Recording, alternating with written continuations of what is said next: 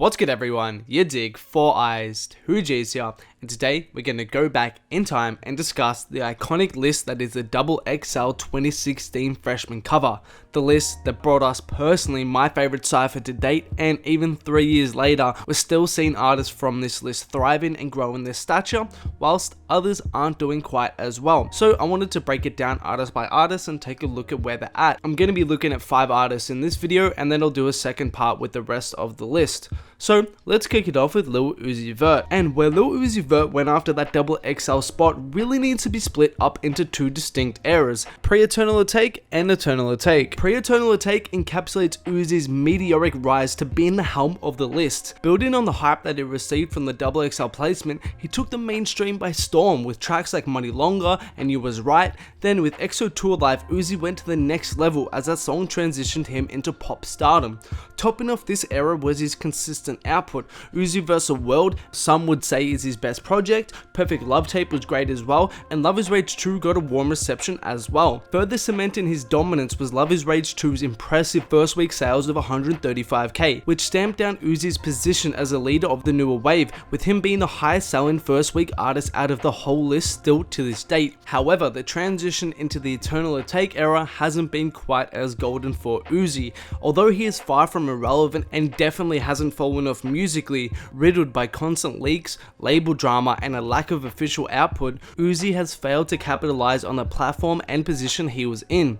2 years post Love Is Rage 2, Eternal Take at this point is seemingly stuck in limbo, and as his focus seems to be less and less on music, I feel that people are kinda getting sick of waiting for the album. And as I said, it's not like he's irrelevant, but compared to the position he could be in if he continued to drop music consistently and was more active, he is a ways away from that potential he had. And after Uzi, next to touch on is Designer, and really there isn't much to be said that isn't patently obvious in regards to where Designer is at right now. Flashback to the XXL freestyle, which spawned the successful Timmy Turner. Unfortunately, since then it's been pretty much a downward trajectory. He has tried single after single after single, and even released the long awaited Life of Designer, but there's just no sugarcoat in it. Nothing really took off like that, nothing really resonated with people and got him relevant again. At this point he seems to be at war with his label, and if I was to guess, they're holding back his music because frankly no one is checking for him like that, so there's really no incentive to invest money into him right now and put money behind a rollout if they're not going to see that return. It's a harsh truth, but it is what it is. Now after Designer we move on to Kodak Black,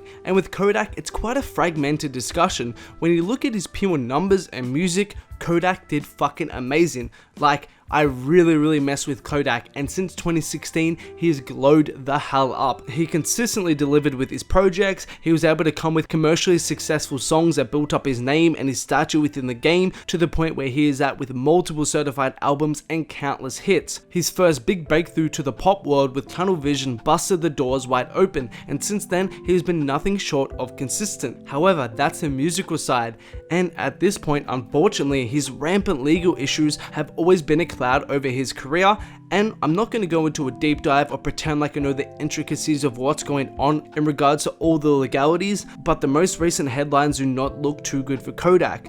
So yeah, in terms of music potential, well and truly achieved and killed it, but unfortunately it seems that his run-ins with the law may hold him back from truly prospering in the long term. And before we go on guys, a quick shout out from my Instagram. Big shout out goes to Live Vlone, Die Vlone for commenting on my recent IG posts. Shout out to everyone showing me love over there. If you guys haven't, do make sure to follow me on Instagram at yadiiiigg. Also a reminder about the Travis and Cardi merch tees. The Travis merch tees are about to sell out and the Cardi ones are up for pre-order, so make sure to cop them if you're interested. Link in the description. Also like, comment, subscribe, turn on notifications, all that good YouTube stuff. But let's keep going with the list, and next to talk about is G Herbo. And G Herbo is a rare case of a drill era artist that has been able to reinvent himself and keep his name and buzz despite the fading away of that drill movement. Many artists who were once influential figures in that scene have come and gone with that wave, but Herbo has been able to stay around. Although Herbo hasn't seen the mainstream success that a lot of his peers on this list have with all the hits and stuff like that, he has stayed consistent with his output and has built a solid fan base with good project after good project. I personally really like Swervo with Southside a lot,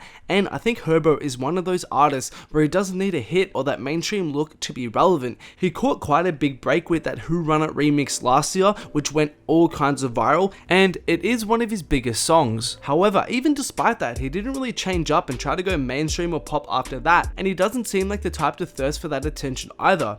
Herbo right now is in a great place career-wise, and he's straight at just doing what he does best, rapping and telling his story. And lastly, to touch on for part 1 of this video, we get to yadiiiigg. And yadiiiigg has pretty much just done good since that XXL spot. Definitely not amazing, definitely not terrible, but just somewhere above average. Signed with Def Jam and backed by Mass Appeal / Nas, yadiiiigg was poised to be the next one to break through from New York. And I remember around the time of 2017 with his debut album, he was getting heavily pushed, and they really tried to make him break through to the mainstream with Perfect with Chris Brown. And although the song did okay and it definitely didn't flop, it definitely didn't do all that they would have hoped for Dave in terms of crossing over and really going to that next level. 2 years later, and Dave is still in a similar position as he was back then. He makes good music, but he's still waiting on that mainstream track to really catch on and go into that world. He's gearing up to release another album, Survival, and with one single with Gunna and another one with Jaquise, it's pretty clear that again they're trying to transition yadiiiigg into that mainstream lane. It's been a slow burn for Dave. He definitely didn't catch on in the way that people perhaps wanted to and were predicting him to after the XXL list, but as I said, he's doing just fine and he's still maintained his fan base. And I guess we'll see if the label can work those records better this time, and Survival is a one to take him to that next level. But that's all from me today, guys, for part 1. Make sure to check out for part 2 when it drops, probably either tomorrow or the day after. If you haven't, do make sure to hit that like button, subscribe, comment, all that good stuff, and there are more videos of mine on screen right now. Do make sure to check them out if you haven't.